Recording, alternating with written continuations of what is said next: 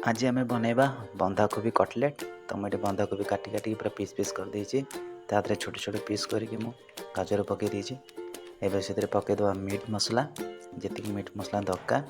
कंचा लंका आपण गुंड लंका भी यूज करें। कंचा लंका पड़गला। एबे से अदा रसुण पेस्ट पकेबा जी दरकार। भेजिटेबल जी थी ता अनुसार मापिकी पकेबे। एबे से पकेबा टिके लुण स्वाद अनुसार।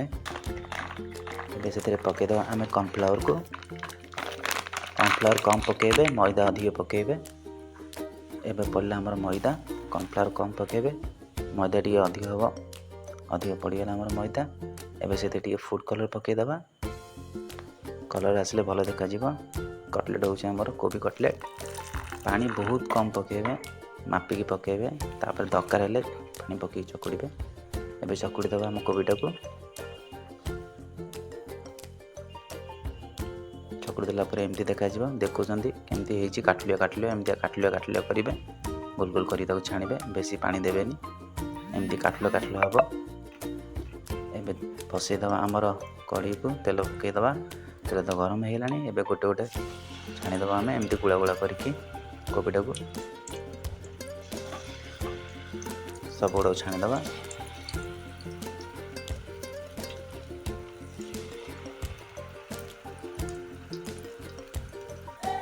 हमारा सब कोबी पड़गला। भलसे छाणीबा। एमती मझी अलग कर देथिबा ना लगी अलग कर। तो भलसे से फ्राए हो अलग करदे। तो भलसे फ्राए करेंगे ताको।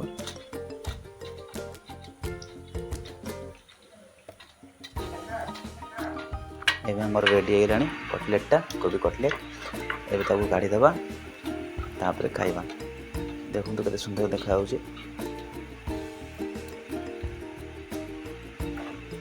बाहरी गला हमर कोबी कटलेट, बंधा कोबी कटलेट। एबे खाइबा। तो मैं ये नहीं आसी पियाज काटिके टमाटो सॉस चिली सॉस टिके ता सहित खाइबार मजा अलग।